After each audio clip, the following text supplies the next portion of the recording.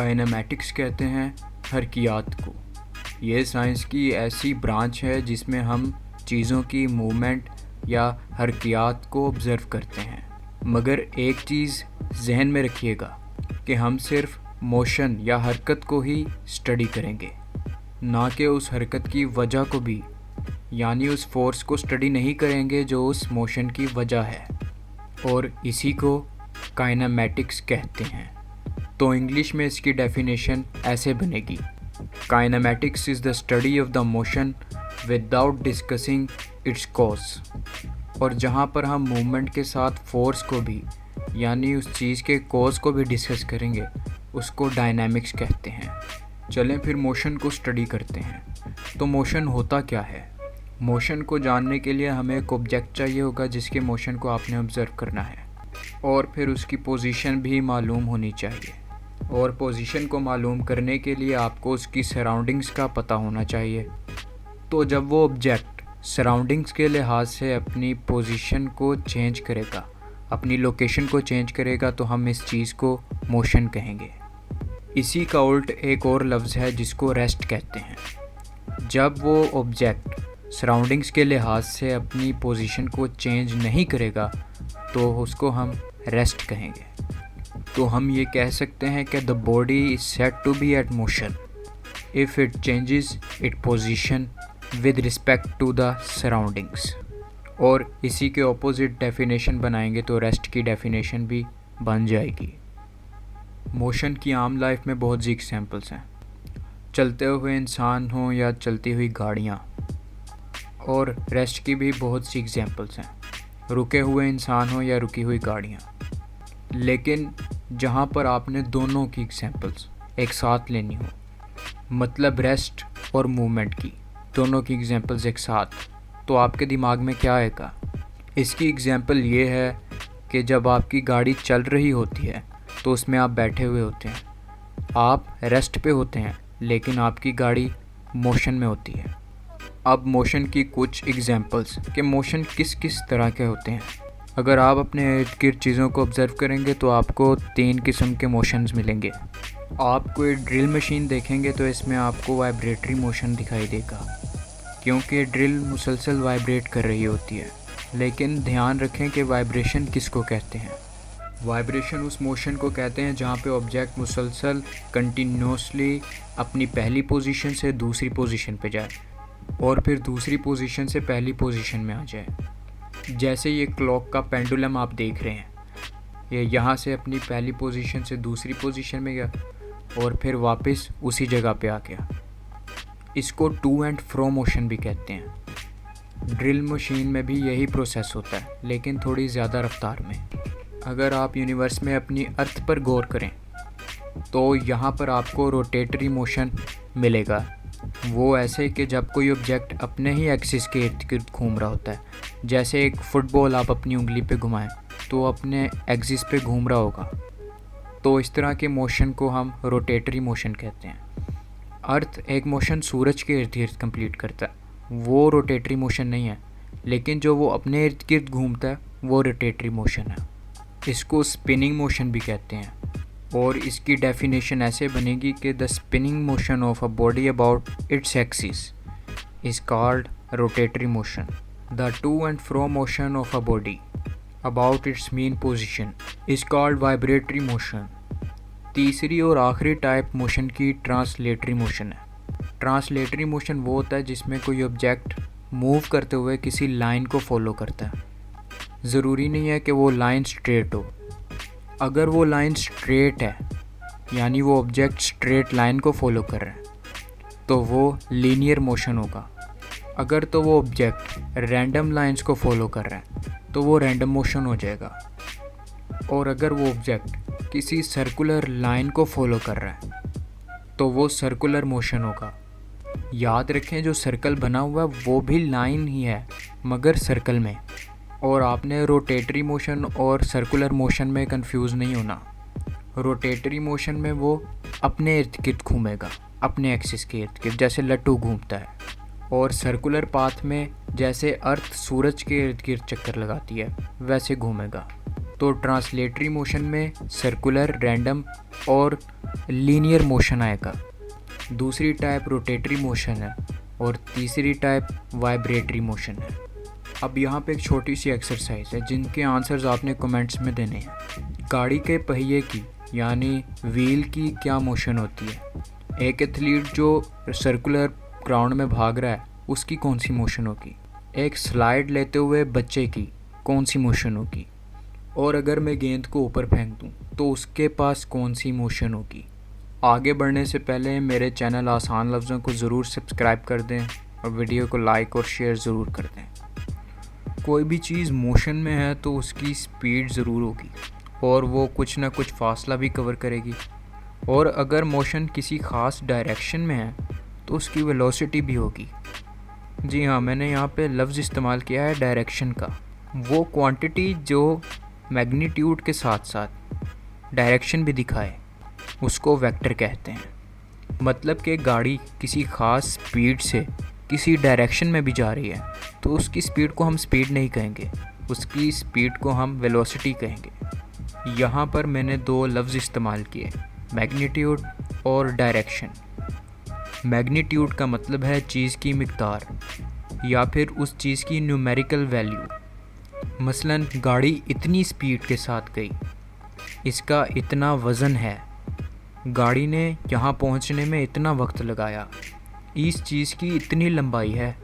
तो जो क्वांटिटी सिर्फ हमें मिक़दार या उसकी मैग्नीट्यूड बता रही होगी वो स्केलर क्वांटिटी होगी, और जो उसकी मिक़दार मैग्नीट्यूड के अलावा हमें डायरेक्शन भी बताएगी उसको हम वेक्टर क्वांटिटी कहेंगे। कुछ स्केलर क्वांटिटीज़ जो हमें सिर्फ तादाद बताती हैं वो ये हैं: मास, लेंथ, टाइम, वॉल्यूम, एनर्जी और वर्क। वेक्टर क्वांटिटीज़ जो हमें मैग्नीट्यूड के साथ साथ डायरेक्शन भी बताएंगी वो है डिस्प्लेसमेंट। यहाँ पर याद रखें कि डिस्प्लेसमेंट वेक्टर क्वांटिटी है और डिस्टेंस स्केलर क्वांटिटी है। वो ऐसे कि डिस्टेंस हमें सिर्फ इंसान का कवर किया गया या फिर किसी भी चीज़ का कवर किया गया फासला बताएगी, और डिस्प्लेसमेंट हमें किसी भी चीज़ की तरफ का फासला बताएगी।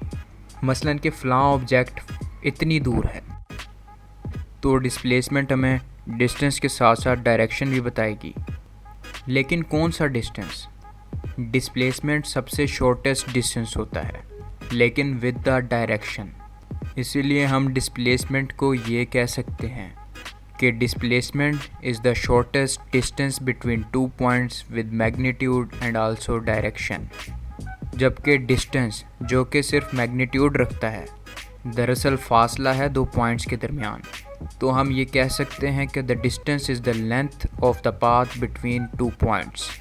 हमारे पास दूसरी वेक्टर क्वांटिटी वेलोसिटी है। वेलोसिटी के पास मैग्नीट्यूड भी होती है और डायरेक्शन भी होती है। वो ऐसे कि जब हम स्पीड कैलकुलेट करेंगे तो हम डिस्टेंस जो कि स्केलर क्वांटिटी है उसको टाइम से डिवाइड करेंगे। इस तरह हमारे पास सिर्फ स्पीड आएगी जिसकी डायरेक्शन नहीं होती। लेकिन अगर हम डिस्प्लेसमेंट को टाइम से डिवाइड करें तो हमारे पास वेलोसिटी आएगी जिसकी डायरेक्शन भी होती है, क्योंकि डिस्प्लेसमेंट की डायरेक्शन भी होती है। तो हम वेलोसिटी को ऐसे डिफ़ाइन कर सकते हैं: the displacement covered by an object in a unit time is called velocity. या फिर the rate of change of displacement of a body is called its velocity. Velocity का यूनिट मीटर पर second है, speed का unit भी metre पर second है, distance का यूनिट मीटर है और डिस्प्लेसमेंट का यूनिट भी मीटर है। हमारे पास तीसरी वेक्टर क्वांटिटी एक्सेलरेशन है। आपने गाड़ियों में एक्सेलरेटर ज़रूर देखा होगा। जो काम एक्सेलरेटर करता है उसको एक्सेलरेशन कहते हैं। जब आप एक्सेलरेटर को दबाते हैं तो गाड़ी की स्पीड इंक्रीज़ करती है, और जब छोड़ देते हैं तो गाड़ी की स्पीड जो होती है वो डिक्रीज़ करती है। तो इस पे आपने गौर किया कि असल में हो क्या रहा है? इसमें जो वेलोसिटी है गाड़ी की वो इंक्रीज़ और डिक्रीज़ कर यानी चेंज हो रही है। तो हम एक्सेलरेशन को ऐसे डिफ़ाइन कर सकते हैं कि acceleration is defined as the rate of change of velocity of a body. इसका फार्मूला ऐसे होगा कि final velocity minus initial velocity divided by time. यहाँ पे टर्म यूनिफॉर्म को समझ लें: यूनिफॉर्म स्पीड, यूनिफॉर्म वेलोसिटी और यूनिफॉर्म एक्सेलरेशन। यूनिफॉर्म कहते हैं उस चीज़ को जो चेंज नहीं हो रही होती, उस मोशन में जिसमें सेम स्पीड रहेगी उसको यूनिफॉर्म स्पीड कहेंगे। और इसी तरह वो मोशन जिसमें सेम वेलोसिटी और सेम एक्सेलरेशन रहेगी उसको यूनिफॉर्म एक्सेलरेशन और यूनिफॉर्म वेलोसिटी कहेंगे। यूनिफॉर्म स्पीड की डेफिनेशन हम इस तरह लिख सकते हैं कि a body has uniform speed if it covers equal distance in equal intervals of time however short the interval में बी। यानी आपने कोई मोशन ऑब्ज़र्व किया तो आप उस मोशन में कहीं भी किसी भी हिस्से में स्पीड चेक करें तो वो स्पीड कांस्टेंट होनी चाहिए। उतने ही इंटरवल ऑफ टाइम में किसी और जगह स्पीड भी उतनी ही आनी चाहिए। इसी तरह वेलोसिटी भी और इसी तरह एक्सेलरेशन भी। वेक्टर्स को रिप्रेजेंट कैसे करते हैं? वेक्टर को रिप्रेजेंट करने के लिए उस वेक्टर वाले लफ्ज़ को, जैसे फोर्स का F होता है, उसको बोल्ड लेटर्स में या फिर उस लेटर के ऊपर एक एरो जो डायरेक्शन को रिप्रेजेंट करेगा वो लिखना होगा। इसी तरह मैग्नीट्यूड को रिप्रेजेंट करने के लिए, यानी कि आपने सिर्फ उस लफ्ज़ की मैग्नीट्यूड दिखानी है, तो इसको रिप्रेजेंट करने के लिए आपको उस लफ्ज़ के इर्द गिर्द ब्रैकेट्स डालना होंगे। जैसे यहाँ पर फोर्स के इर्द गिर्द डाले गए हैं, ये फोर्स की मैग्नीट्यूड शो करेगा। एग्जाम्पल 2.1 देखिए। Represent a force of 80 Newton acting toward north of east. यानी हमने ऐसी फोर्स दिखानी है जो नॉर्थ ऑफ ईस्ट की तरफ लग रही हो। चलें इसको सॉल्व करते हैं।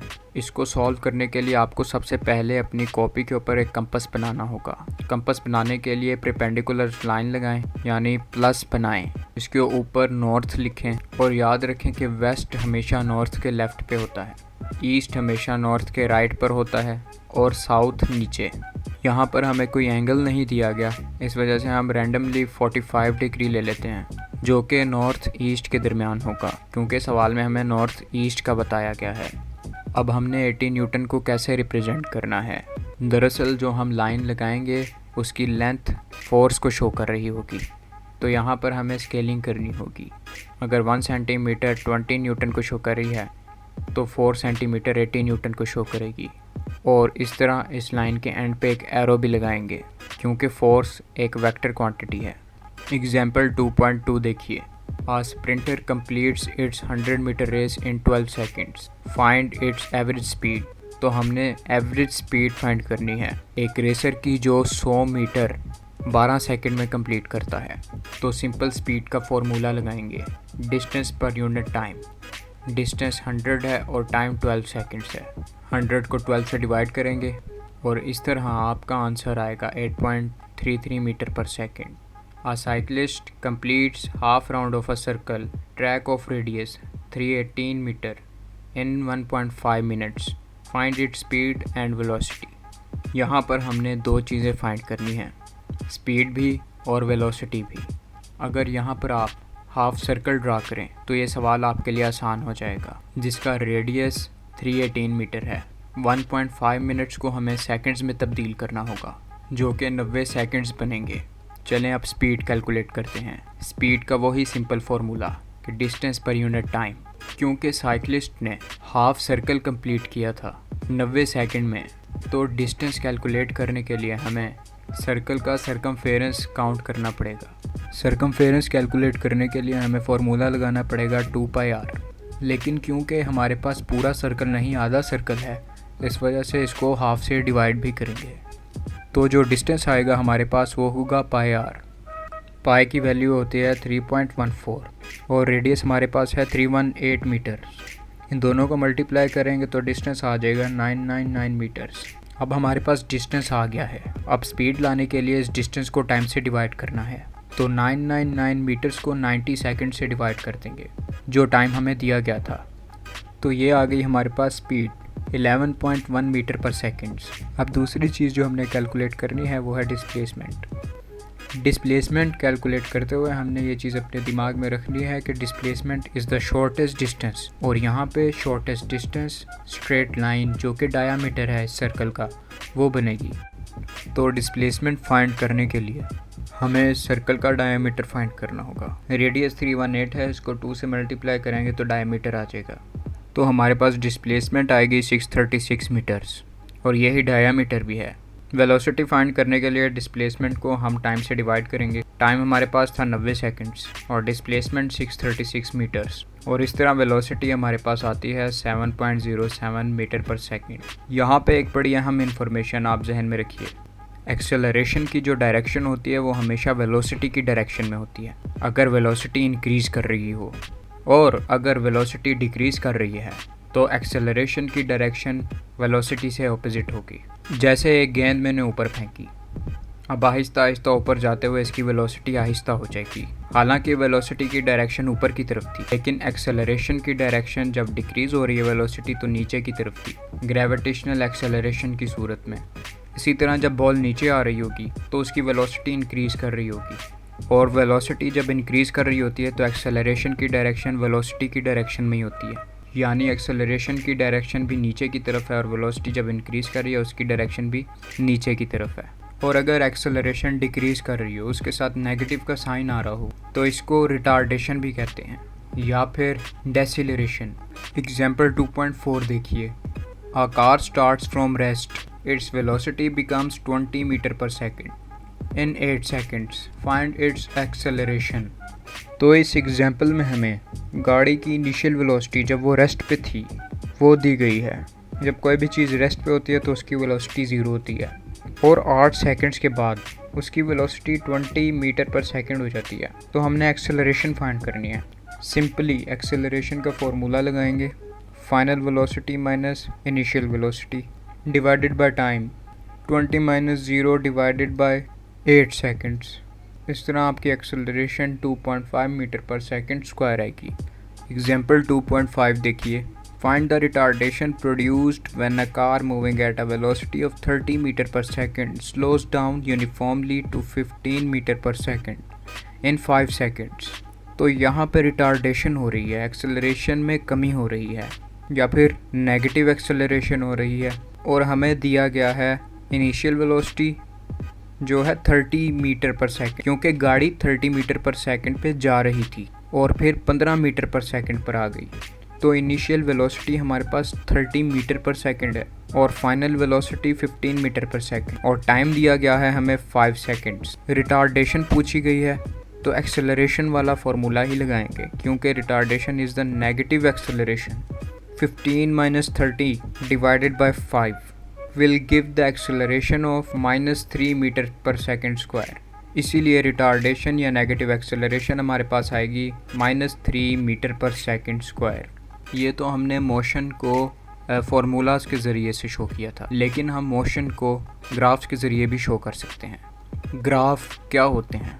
ग्राफ डायग्राम के ज़रिए से किसी भी दो क्वांटिटीज़ के दरमियान रिलेशन शो करवाते हैं, और जिन क्वांटिटीज़ का ग्राफ बनाना है उन क्वांटिटीज़ को वेरिएबल्स कहते हैं, क्योंकि वो क्वांटिटीज़ चेंज हो सकती हैं। और इन क्वांटिटीज़ में एक इंडिपेंडेंट क्वांटिटी होती है और एक डिपेंडेंट क्वांटिटी। ये देखें डिस्टेंस टाइम ग्राफ, इसमें टाइम इंडिपेंडेंट है और डिस्टेंस डिपेंडेंट है, मतलब कि डिस्टेंस टाइम के ऊपर डिपेंड करता है, मगर टाइम डिस्टेंस के ऊपर डिपेंड नहीं करता, बल्कि टाइम तो किसी चीज़ के ऊपर भी डिपेंड नहीं करता। इसलिए जब भी किसी दो क्वांटिटीज़ में टाइम मौजूद होगा तो वो टाइम इंडिपेंडेंट वेरिएबल ही होगा।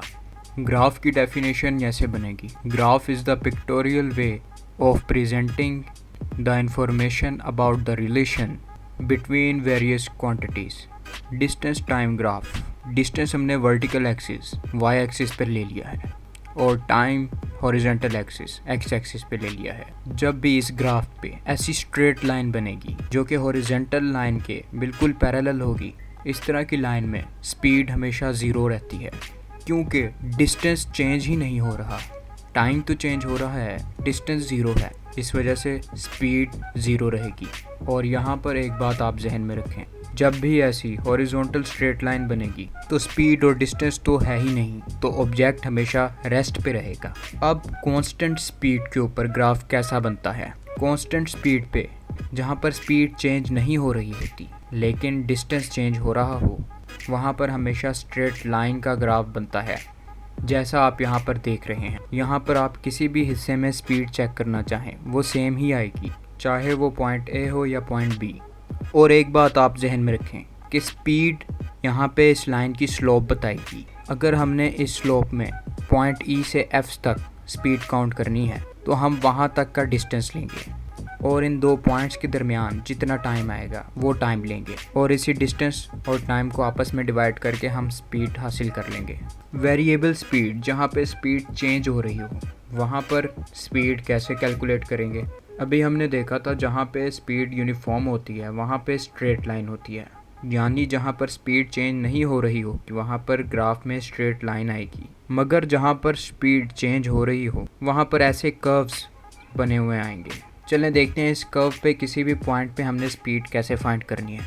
सपोज कर लें कि इस पॉइंट पे हमने स्पीड फाइंड करनी है, तो इस पॉइंट पे हम एक इमेजिनरी स्ट्रेट लाइन ड्रॉ करेंगे, क्योंकि यूनिफॉर्म स्पीड के केस में पहले ही यूनिफॉर्म लाइन ही होती है, स्ट्रेट लाइन होती है, वहाँ पर ये ड्रा करने की ज़रूरत नहीं थी, मगर इस कर्व के ऊपर ये लाइन हमें ड्रा करनी पड़ेगी। इस इमेजिनरी स्ट्रेट लाइन को टेंजेंट कहते हैं। अब इस स्ट्रेट लाइन पे आपने कोई भी दो पॉइंट ले लेने हैं और इन पॉइंट्स पे डिस्टेंस जो आएंगे उनको माइनस करके और जो टाइम होगा उनको माइनस करके स्पीड काउंट कर लेनी है। याद रखें कि अगर स्लोप ज़्यादा होगी, ढलवान ज़्यादा होगी तो स्पीड भी ज़्यादा होगी, और अगर यही स्लोप स्ट्रेट लाइन में तब्दील होती जाएगी तो स्पीड कम होती जाएगी। अब ये एग्जाम्पल 2.6 देखिए। Figure 2.21 shows the distance time graph of a moving car. From the graph, find part A the distance car has traveled. इसके पार्ट ए में हमने डिस्टेंस फाइंड करना है जो कार ने ट्रैवल किया है ग्राफ की मदद से। तो ग्राफ में आप देख सकते हैं कि डिस्टेंस जो है वो 40 मीटर्स ट्रैवल किया है। पॉइंट बी पे 40 मीटर आता है। इसमें इस कर्व की वजह से कंफ्यूज नहीं होना, इस कर्व से टाइम पे असर पड़ेगा, डिस्टेंस पे नहीं। हमने इस लाइन का आखिरी सिरा देखना है, वो पॉइंट बी पे आता है और वहाँ पर 40 मीटर्स कवर किए गए हैं। Part B, the speed between first 5 seconds. तो एक्स एक्सिस पे जो टाइम दिया गया है वहाँ से फर्स्ट 5 सेकेंड्स पे चले जाएंगे और वहाँ से देखेंगे कि डिस्टेंस कितना बनता है। यहाँ पे डिस्टेंस 35 मीटर्स बन रहे हैं। Part C, the average speed of the car. अब हमने पूरे सफ़र की स्पीड काउंट करनी है, तो टोटल डिस्टेंस को टोटल टाइम से डिवाइड कर देंगे। 40 divided by 10 seconds and it will be 4 metre per seconds. Part D, speed during last 5 seconds. तो लास्ट 5 सेकेंड्स में हमने स्पीड कैलकुलेट करनी है। लास्ट 5 सेकेंड्स 5 से लेके 10 सेकेंड्स तक बनेंगे। 5 सेकेंड्स पे डिस्टेंस 35 मीटर्स था और 10 पे 40 मीटर्स। 40 माइनस 35 करेंगे तो 5 मीटर हमारे पास रह जाएगा और टाइम है 5 सेकेंड्स। स्पीड कैलकुलेट करने के लिए 5 को 5 से डिवाइड करेंगे और स्पीड आ जाएगी 1 metre per seconds. Speed time graph, distance time graph की तरह स्पीड टाइम ग्राफ में स्पीड को वाई एक्सिस पर रखेंगे और टाइम को एक्स एक्सिस पर। अगर ऑब्जेक्ट की स्पीड कांस्टेंट है, चेंज नहीं हो रही, तो वो ऐसी स्ट्रेट लाइन देगा और ये लाइन पैरेलल होगी टाइम एक्सिस के। ये लाइन हमें क्या बताती है? ये लाइन हमें बताती है कि ऑब्जेक्ट मूव तो कर रहा है मगर कांस्टेंट स्पीड से। इस लाइन की स्लोप हमें एक्सेलरेशन बताएगी। इस स्ट्रेट लाइन में एक्सेलरेशन 0 है क्योंकि वेलोसिटी चेंज नहीं हो रही, यूनिफॉर्म है। And acceleration is the name of change of velocity per unit time. Example 2.7 देखिए। Find the acceleration from speed time graph shown in figure 2.23। हमने एक्सेलरेशन ढूंढनी है इस ग्राफ से, तो हम इस लाइन पे कोई भी दो पॉइंट्स ले लेंगे। पहले पॉइंट के वेलोसिटी और टाइम को दूसरे पॉइंट के वेलोसिटी और टाइम से माइनस कर देंगे, तो वेलोसिटी रह जाएगी 2 मीटर पर सेकेंड और टाइम रह जाएगा 5 सेकेंड्स और यूँ एक्सेलरेशन आ जाएगी 0.4 मीटर पर सेकेंड स्क्वायर। एग्जाम्पल 2.8 देखिए। Find the acceleration from speed time graph shown in 2.24। इसमें भी एक्सेलरेशन फाइंड करनी है। ग्राफ को देखिए, इसमें वेलोसिटी डिक्रीज़ हो रही है। इस लाइन पे भी दो पॉइंट्स ले लेंगे मगर दूसरा पॉइंट नीचे होगा और पहला पॉइंट ऊपर। अब पहले टाइम के वेलोसिटी और टाइम को दूसरे पॉइंट के वेलोसिटी और टाइम से माइनस कर देंगे। वेलोसिटी आएगी -2 मीटर पर सेकेंड और टाइम 5 सेकेंड्स और इस तरह एक्सेलरेशन आ जाएगी -0.4 मीटर पर सेकेंड, जो रिटार्डेशन है असल में। यहाँ पर अगर आप ज़रा फोकस करें तो डिस्टेंस टाइम ग्राफ की स्लोप वाली स्ट्रेट लाइन हमें यूनिफॉर्म वेलोसिटी या स्पीड देती है और वेलोसिटी टाइम ग्राफ में स्लोप वाली स्ट्रेट लाइन हमें यूनिफॉर्म एक्सेलरेशन देती है। अगर हमने वेलोसिटी टाइम ग्राफ से डिस्टेंस कैलकुलेट करना हो तो कैसे करेंगे? दरअसल वेलोसिटी टाइम ग्राफ का एरिया हमें डिस्टेंस बताता है। वो ऐसे कि वेलोसिटी टाइम ग्राफ की जो लाइंस हैं वो ज्योमेट्रिकल शेप्स बनाती हैं, जैसे ट्राइंगल या स्क्वायर, और इन्हीं के एरिया को कैलकुलेट करके हम डिस्टेंस फाइंड कर सकते हैं। एग्जाम्पल 2.9 देखिए। A car moves in a straight line. The speed time graph of its motion is shown in figure 2.25. From the graph, find part A, its acceleration during the first 10 seconds. तो ये जो 10th second तक line है, हम इसकी slope find करेंगे। 10th second पे हमारे पास वेलोसिटी है 16 मीटर पर सेकंड। इस लाइन पे हमें एक और पॉइंट लेना होगा। हमने वो पॉइंट ले लिया O, और उस पॉइंट पर वेलोसिटी थी 0। v2 माइनस v1 करेंगे, 16 माइनस 0 हो जाएगा, 16 आ जाएगा, और टाइम 10 से डिवाइड कर देंगे तो हमारे पास एक्सेलरेशन आएगी 1.6 मीटर पर सेकंड स्क्वायर। पार्ट बी देखिए। Deceleration during last 2 seconds. Last 2 seconds 28 से 30 सेकंड्स तक बनेंगे। तो 28 पे वेलोसिटी बनती है 16 मीटर पर सेकंड और 30 पर 0। v2 0 होगा और v1 16। तो डेसिलरेशन फाइंड करने के लिए 0 माइनस 16 डिवाइडेड बाय 2 सेकंड्स करेंगे और डेसिलरेशन हमारे पास आएगी -8 मीटर पर सेकंड स्क्वायर। पार्ट सी देखिए। Total distance travelled. Distance travel करने के लिए हमें ग्राफ में शेप्स बनानी होंगी। 10 सेकंड पे हमने जो इमेजिनरी लाइन लगाई थी और 28 सेकंड्स पर ये दो राइट ट्राइंगल्स बनाएंगे और दरमियान में एक स्क्वायर। राइट ट्राइंगल के एरिया का फॉर्मूला होता है 1/2 length multiply by it's width. First triangle की लेंथ 16 और विड्थ 10 बनेगी। 160 डिवाइडेड बाय 2, फर्स्ट ट्राइंगल का एरिया 80 आएगा। फिर स्क्वायर का एरिया, इसकी लेंथ 28 माइनस 10 आएगी यानी 18 मल्टीप्लाई बाय 16, स्क्वायर का एरिया 188 आएगा। स्क्वायर नहीं है क्योंकि इसकी लेंथ और विड्थ इक्वल नहीं है। अब दूसरे ट्राइंगल का एरिया फाइंड करेंगे। उसकी लेंथ आएगी 16 मल्टीप्लाई बाय उसकी विड्थ जो कि आ गई 30 minus 28 2। 16 multiply by 2 32 divided by 2 16। पहले ट्राइंगल का एरिया 80 था, दूसरा स्क्वायर वाली शेप का एरिया 188 था और तीसरे ट्राइंगल का एरिया 16। इन तीनों को ऐड करेंगे तो टोटल एरिया ऑफ ग्राफ यानी डिस्टेंस हमारे पास आएगा 384 मीटर्स। अब टोटल डिस्टेंस हमने कैलकुलेट कर लिया है। पार्ट डी देखिए। एवरेज स्पीड कैलकुलेट करनी है हमने। एवरेज स्पीड कैलकुलेट करने के लिए total distance divided by total time. तो टोटल टाइम तो हमें डिस्टेंस कवर करने के लिए लगा था 30 सेकंड्स और टोटल डिस्टेंस अभी हमने पिछले सवाल में फाइंड किया है जो क्या है 384 metres. 384 divided by 30 seconds and the average speed will be 12.8 metre पर सेकेंड।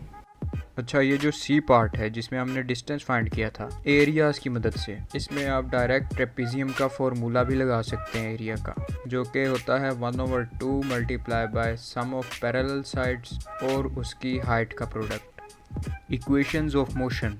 ऐसी इक्वेशंस जो मोशन को शो करती हैं उनको इक्वेशंस ऑफ मोशन कहते हैं। ये 3 बेसिक इक्वेशंस हैं। इन इक्वेशंस में हम final velocity, initial velocity, acceleration, displacement और टाइम जैसी टर्म्स का इस्तेमाल करते हैं। इन इक्वेशंस में आपने एक चीज़ याद रखनी है कि हम ओनली यूनिफॉर्म एक्सेलरेशन ही इस्तेमाल करेंगे। इन इक्वेशंस को ड्राइव करने के लिए हमें एज्यूम करना होगा कि कोई ऑब्जेक्ट सीधी लाइन में जा रहा है, यानी इन इक्वेशंस में जहाँ पर भी एक्सेलरेशन यूज़ होगी वो कांस्टेंट ही होगी और हमने उस ऑब्जेक्ट की मैग्नीट्यूड ही लेनी है, सिर्फ उसकी डायरेक्शन नहीं लेंगे। इस वजह से जहाँ पर भी वेलोसिटी, एक्सेलरेशन वगैरह लिखेंगे उनके ऊपर एरोज़ वगैरह नहीं डालेंगे। First equation of motion. First equation of motion को आप एक्सेलरेशन के फॉर्मूले से भी ड्राइव कर सकते हैं। a = vf minus vi divided by time. Time को एक्सेलरेशन से मल्टीप्लाई कराएं और फिर इनिशियल वेलोसिटी को 80 के साथ ऐड कराएं। ये आपकी फर्स्ट इक्वेशन ऑफ मोशन है। vf = vi + 80। इस इक्वेशन में अगर आप फोकस करें तो डिस्टेंस नहीं है, लेकिन अब इसको ग्राफ से भी प्रूव करते हैं। एक ऑब्जेक्ट जिसकी वेलोसिटी vi थी, कुछ देर के बाद उसकी वेलोसिटी vf हो जाती है। वेलोसिटी चेंज हुई है, इसकी स्लोप एक्सेलरेशन बताएगी। जहाँ पर इनिशियल वेलोसिटी आपने नोट की थी उस पॉइंट को ए नाम दें और फाइनल वेलोसिटी वाले पॉइंट को बी नाम दें। एक लाइन जो आपने ए से सी तक लगानी है टाइम एक्सिस के बिल्कुल पैरेलल। अब पॉइंट सी से एक लाइन बी तक लगानी है। अब आप देखें तो ये एक राइट ट्राइंगल बन रहा है ABC। अगर आप स्लोप का फॉर्मूला राइज ओवर रन लगाएं तो acceleration will be equal to BC over AC, जहाँ पर BC राइज है और AC रन। यहाँ पर एक और बात, ये BC AT के बराबर है क्योंकि BC बराबर है BD माइनस CD के, यानी final velocity minus initial velocity के, जो कि इक्वल है AT के। अब राइज ओवर रन यानी BC ओवर AC में वैल्यूज पुट करेंगे। BC इक्वल था BD माइनस CD के और AC OD के बराबर है क्योंकि AC की भी उतनी लेंथ है जितनी OD की है। OD टाइम के बराबर है। BD इक्वल है फाइनल वेलोसिटी के और CD इक्वल है इनिशियल वेलोसिटी के। इस तरह VF माइनस VI आएगा डिवाइडेड बाय टाइम, जो कि OD के बराबर है। सेकंड इक्वेशन ऑफ मोशन, इसको भी ग्राफ से प्रूव करना है। आपने देखा था कि फर्स्ट इक्वेशन ऑफ मोशन में डिस्टेंस नहीं था, तो दरअसल सेकंड इक्वेशन ऑफ मोशन में डिस्टेंस लाना है। दरअसल ये वेलोसिटी टाइम ग्राफ है और इसका एरिया अंडर द ग्राफ हमें डिस्टेंस देगा। तो इस ग्राफ में आपको दो शेप्स नज़र आ रही होंगी, एक ट्राइंगल की और एक नीचे रेक्टेंगल की। ट्राइंगल का एरिया काउंट करते हैं। 1/2 मल्टीप्लाई बाय लेंथ, लेंथ है टाइम के बराबर क्योंकि AC T के पैरेलल है, मल्टीप्लाई बाय इट्स हाइट जो कि AT थी। अब रेक्टेंगल का एरिया काउंट करते हैं। OD multiply by CD, OD तो टाइम है और CD इनिशियल वेलोसिटी है। अब इन दोनों को ऐड करेंगे तो ट्राइंगल का एरिया तो 1/2 AT स्क्वायर था plus V multiply by T। तो ये आपकी डिस्टेंस की इक्वेशन यानी सेकंड इक्वेशन ऑफ मोशन आ जाएगी। S is equals to VIT plus 1/2 AT square. अगर आप गौर करें तो सेकंड इक्वेशन ऑफ मोशन में फाइनल वेलोसिटी नहीं है। Third equation of motion, third equation of motion में भी डिस्टेंस ही फाइंड करना है हमने, लेकिन ट्रेपेजियम के एरिया के फार्मूला से। तो उसका फार्मूला होता है 1/2 sum of all parallel lines multiply by its height 1/2 sum of all parallel sides. तो यहाँ पर पैरेलल OA है और BD multiply by its length जो कि OD है। 2 इधर डिवाइड हो रहा है तो हम इसको वहाँ जाके डिस्टेंस से मल्टीप्लाई कर देंगे। और क्योंकि हमने डिस्टेंस के साथ एक्सेलरेशन को मल्टीप्लाई करवाना है तो हम दोनों तरफ एक्सेलरेशन यानी BC ओवर OD को मल्टीप्लाई करवा देंगे क्योंकि BC ओवर OD स्लोप के बराबर है and slope gives the acceleration. अब ये BC ओवर OD जो है OD से कट जाएगा, दूसरी तरफ 2SA लिख सकते हैं equals to OA plus BD multiply by BC आ जाएगा। OA इनिशियल वेलोसिटी के इक्वल है और BD फाइनल वेलोसिटी के, VI प्लस VF, जबकि BC VF माइनस VI के इक्वल है क्योंकि BC is equals to BD minus CD। अब हमारे पास 2AS is equals to VI plus VF multiply by VF minus VI आएगा जो कि फॉर्मूला बनाता है A square minus B square का। And third equation of motion is 2AS is equals to VF square minus VI square. आप इसमें अगर गौर करें तो हमारे पास टाइम नहीं है। पहली इक्वेशन ऑफ मोशन में डिस्टेंस नहीं था, दूसरी इक्वेशन ऑफ मोशन में फाइनल वेलोसिटी नहीं थी और तीसरी इक्वेशन ऑफ मोशन में टाइम नहीं है। एग्जाम्पल नंबर 2.10 देखिए। A car travelling at 10 metre पर second accelerates uniformly at 2 metre पर second, calculate its velocity after 5 seconds. एक गाड़ी है जो 10 मीटर पर सेकेंड की स्पीड से जा रही है और वह एक्सेलरेट करती है 2 मीटर पर सेकेंड स्क्वायर से। 5 सेकेंड के बाद उसकी वेलोसिटी क्या होगी, यानी इसमें फाइनल वेलोसिटी के बारे में पूछा जा रहा है। इनिशियल वेलोसिटी हमारे पास है 10 मीटर पर सेकेंड, एक्सेलरेशन है 2 मीटर पर second. Simple first equation of motion लगा लें, एक्सेलरेशन का फॉर्मूला, आंसर सेम ही आएगा। चलें इक्वेशन ऑफ मोशन से सॉल्व करते हैं। 10 प्लस 2 मल्टीप्लाई बाय 5 और फाइनल वेलोसिटी हमारे पास आएगी 20 मीटर पर सेकेंड। एग्जाम्पल 2.11 देखिए। A train slows down from 80 kilometre पर hour with a uniform retardation of 2 metre पर second square. How long it will take to attain a speed of 20 kilometre per hour. एक train है जिसकी initial velocity थी 80 kilometre per hour और acceleration यानी retardation हुई 2 metre पर second square की, यानी वो स्लो हो गई। तो उसको कितनी देर लगेगी 20 किलोमीटर पर आवर की रफ्तार हासिल करने में, क्योंकि ट्रेन स्लो हो रही है। तो हमने टाइम फाइंड करना है। थर्ड इक्वेशन ऑफ मोशन इसमें नहीं लग सकती क्योंकि उसमें टाइम होता ही नहीं है। सेकंड इक्वेशन ऑफ मोशन इसलिए नहीं लग सकती क्योंकि उसमें डिस्टेंस भी चाहिए होता है और यहाँ पर हमें डिस्टेंस नहीं दिया गया, तो फर्स्ट इक्वेशन ऑफ मोशन ही लगेगी। Initial velocity 80 kilometre per hour, इसको हम मीटर पर सेकंड में तब्दील करेंगे तो इनिशियल वेलोसिटी हमारे पास आ जाएगी 22.2 मीटर पर second. Final velocity 20 kilometre per hour, इसको भी हम मीटर पर सेकंड में तब्दील करेंगे। फाइनल वेलोसिटी आ जाएगी 5.6 मीटर पर सेकंड। क्योंकि रिटार्डेशन नेगेटिव एक्सेलरेशन होती है इसलिए 2 के साथ माइनस का साइन भी लगाएंगे। And we have to find time. Acceleration का फॉर्मूला लगा लें या first equation of motion. So we have to first replace the time with the acceleration. Time यहाँ पर डिवाइड हो रहा था, उधर जाके मल्टीप्लाई होगा और एक्सेलरेशन vf माइनस vi से डिवाइड हो जाएगा। And it will take 8.3 seconds to reach the speed of 20 kilometre पर आवर। एग्जाम्पल 2.12 देखिए।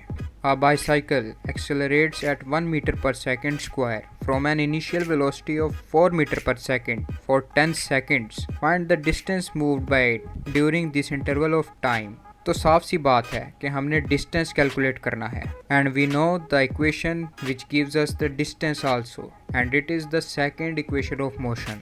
सेकंड इक्वेशन ऑफ मोशन जिसका फॉर्मूला है s is equals to VIT plus 1/2 AT square. हमारे पास initial velocity है 4 मीटर पर सेकंड, एक्सेलरेशन है 1 metre पर सेकंड स्क्वायर और टाइम 10 सेकंड्स हैं। इक्वेशन में ये वैल्यूज़ पुट करें तो डिस्टेंस 90 मीटर आएगा, यानी बाईसाइकिल ने अपनी एक्सेलरेशन की थी 10 सेकंड तक 4 मीटर पर सेकंड स्क्वायर जब उसकी इनिशियल वेलोसिटी थी, तो उसने 90 मीटर कवर किया था इन 10 सेकंड्स में। एग्जाम्पल 2.13 देखिए। A car travels with the velocity of 5 meter per second. It then accelerates uniformly and travels a distance of 50 meters. यानी डिस्टेंस भी दे दिया और वेलोसिटी भी। If the velocity reached is 15 meter per second, यानी final velocity 15 metre पर second है। Find the acceleration and the time to travel this distance. तो हमने एक्सेलरेशन और डिस्टेंस निकालना है। यानी एक गाड़ी जा रही थी 5 मीटर पर सेकंड की स्पीड से, उसने फिर एक्सेलरेशन की जो हमने निकालनी है और उस एक्सेलरेशन के दरमियान उसने डिस्टेंस कवर किया 50 मीटर का और ये फासला कवर करने के बाद उसकी स्पीड हो गई 15 मीटर पर सेकंड इंक्रीज होकर। अब हमने फाइंड करना है कि एक्सेलरेशन कितनी की थी और वो जो 50 मीटर कवर किया था वो कितने टाइम में किया था। तो यहाँ पर हमें initial velocity, final velocity, distance दिया गया है और हमने फाइंड करना है एक्सेलरेशन और टाइम। तो वो इक्वेशन जिसमें एक्सेलरेशन हो लेकिन टाइम ना हो वो तो इक्वेशन ऑफ मोशन 3 ही है, क्योंकि वही इक्वेशन है जिसमें टाइम नहीं है। तो इक्वेशन ऑफ थर्ड मोशन का formula 2as is equals to vf square minus vi square. Acceleration निकालने के लिए 2 और s को vf स्क्वायर और vi स्क्वायर के साथ डिवाइड कर देंगे, वैल्यूज़ पुट करेंगे और एक्सेलरेशन हमारे पास आएगी 2 मीटर पर सेकंड स्क्वायर। अब टाइम फाइंड करना है। चीज़ें हमारे पास सब हैं, डिस्टेंस, एक्सेलरेशन, वेलोसिटी वगैरह, तो हम सेकंड इक्वेशन ऑफ मोशन से भी इसको फाइंड कर सकते हैं और फर्स्ट से भी। फर्स्ट इक्वेशन ऑफ मोशन ज़्यादा इजी है। vf is equals to vi plus AT। Time निकालने के लिए vi को vf से माइनस करना पड़ेगा और a डिवाइड होगा नीचे जाके, वैल्यूज़ पुट करेंगे और टाइम आएगा हमारे पास 5 seconds. Motion of free falling bodies. Free fall क्या होता है? जब कोई भी बॉडी या ऑब्जेक्ट ग्रेविटी की वजह से ग्रेविटी की तरफ अट्रैक्ट हो रही होगी, ऊपर से नीचे गिर रही होगी, तो इसको कहेंगे फ्री फॉलिंग। हम किसी भी ऑब्जेक्ट को किसी हाइट से गिराएं, उसको 2-3 बार गिराएं और उसको ऑब्जर्व करें, तो उसकी स्पीड इंक्रीज़ होगी या डिक्रीज़ या कांस्टेंट रहेगी। गैलीलियो पहला साइंटिस्ट था जिसने इस चीज़ को नोटिस किया था कि सारे ऑब्जेक्ट्स जो फ्री फॉल में होंगे, ऊपर से नीचे ग्रेविटी की वजह से गिर रहे होंगे, उनकी एक्सेलरेशन सेम रहेगी, चाहे उसका मास कितना भी हो। मतलब कि एक तरबूज को ऊपर से नीचे फेंकेंगे तो वो उतनी ही देर में पहुंचेगा जितनी देर में एक बंटा पहुंचेगा।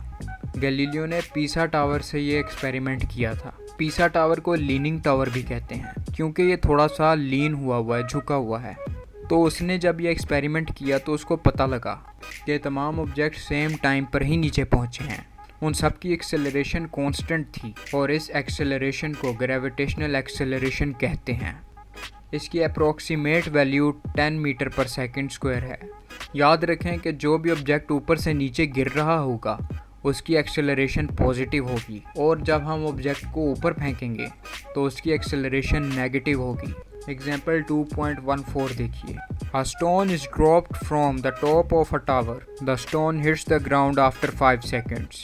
Find the height of the tower. एक पत्थर को एक टावर से नीचे गिराया गया और 5 सेकंड के बाद वो ग्राउंड पे गिर गया। इस इंफॉर्मेशन से हमने टावर की हाइट फाइंड करनी है। यहाँ पर सेकंड इक्वेशन ऑफ मोशन का फॉर्मूला लगाएंगे। S is equals to VIT plus 1/2 AT square. क्योंकि एक्सेलरेशन ग्रेविटेशनल एक्सेलरेशन के बराबर है तो A को G से रिप्लेस कर देंगे। हमने हाइट फाइंड करनी है और क्योंकि हाइट वर्टिकल डिस्टेंस होता है तो S को H से रिप्लेस कर देंगे। H is equals to VIT plus 1/2 GT square. पत्थर को बिल्डिंग के ऊपर से नीचे जब गिराया गया था तो उसकी वेलोसिटी थी 0, तो उसकी इनिशियल वेलोसिटी थी 0। जब भी किसी चीज़ को ऊपर से गिराया जाता है तो उसकी इनिशियल वेलोसिटी 0 ही होती है, तो इस लिहाज से इनिशियल वेलोसिटी 0 पुट करेंगे। इस तरह VIT 0 हो जाएगा और बाकी चीज़ें 1/2 GT स्क्वायर बचेगा, जिसमें वैल्यूज़ पुट करेंगे तो हाइट 125 मीटर आएगी। इसका बी पार्ट देखें। Find the velocity with which the stone hits the ground. यानी अब हमने इसकी फाइनल वेलोसिटी काउंट करनी है। बुक में तो थर्ड इक्वेशन ऑफ मोशन से इसको सॉल्व किया गया है, मगर ये easily first equation of motion से भी सॉल्व हो जाता है। टी हमारे पास 5 सेकंड्स हैं, VI 0 है, VF फाइंड करना है और एक्सेलरेशन 10 है।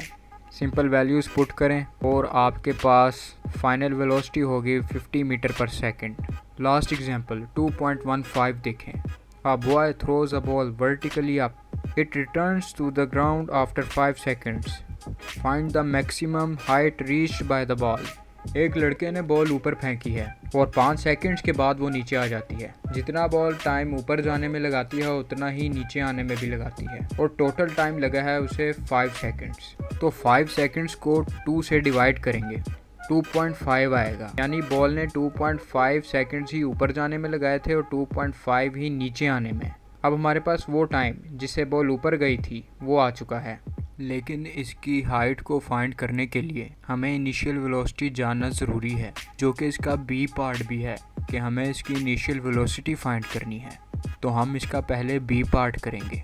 हमें ये मालूम है कि फाइनल वेलोसिटी VF 0 होगी, क्योंकि बॉल को जब हम ऊपर फेंकेंगे तो वो थोड़ी देर के लिए अपनी हाइट पे जाके रुक जाएगी और रेस्ट पे होगी। इसी वजह से VF 0 होगा। एक्सेलरेशन की जगह ग्रेविटेशनल एक्सेलरेशन ही लेंगे और टाइम हमें सवाल में दिया गया है 5 सेकंड्स।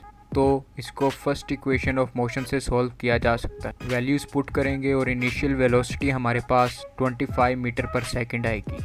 अब हमारे पास इनिशियल वेलोसिटी भी है, टाइम भी है, ग्रेविटेशनल एक्सेलरेशन भी है। तो सबसे सूटेबल डिस्टेंस फाइंड करने के लिए, हाइट फाइंड करने के लिए second equation of motion use कर सकते हैं। सेकंड इक्वेशन ऑफ मोशन का फॉर्मूला लिखेंगे और फिर वैल्यूज़ पुट कर देंगे।